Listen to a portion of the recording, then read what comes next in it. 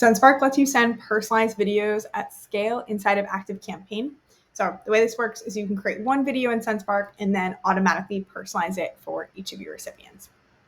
You'll just record or upload an existing video into Sendspark. And then from this edit page, you can add some customization here under customize. And you can add things like the viewer's first name. So you just click on personalize and then first name. Or if you want to use other options, you can select from this menu. And you'll see this preview on top of the video right here in the preview area. And here, it's just a placeholder. It says hi, first name, and then the fallback is set to there. So if you don't have their information in ActiveCampaign, it would just say hi there. But if you do, we'll be able to connect that, and I'll show you how to do that in a second. So yeah, you can add the header here, the message. You can add a call to action below your video. This could also be personalized if you want to get started, first name.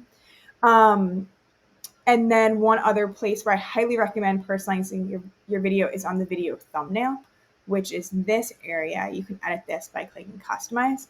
And this is what shows up in email for your recipients when they get your video email. So the more you can personalize this, the more likely your viewers are to watch your video and help you increase email engagement. So definitely add some personalization here. And when you're done, you can just click on close. And then to share the video, you're not going to be sending in MailerLite. You're going to be sending it in ActiveCampaign. So just make sure that ActiveCampaign is checked here, and you can unselect MailerLite if you don't want to see that anymore. And now you're all ready to send your video. So what you'll do is just click on this ActiveCampaign button and then go into your email in ActiveCampaign.